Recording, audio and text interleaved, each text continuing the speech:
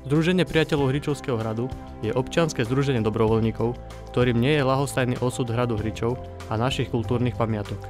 Naša organizácia sa zaoberá od roku 2010 postupnou záchranou a konzerváciou našej národnej kultúrnej pamiatky hradu Hričov. Súčasný stav tohto hradu je však veľmi kritický, čoho dôkazom bolo aj zrútenie veľkej časti múriva zadného paláca v roku 2014. Z dôvodu záchrany hradu sa na vás obraciame so žiadosťou darovania vašich 2% z daní pre hrad Hričov. Potrebné tlačiva nájdete na našej oficiálnej stránke www.hradhričov.sk, ako aj na Facebooku v skupine Hrad Hričov. Srdečne vám ďakujeme za vašu podporu.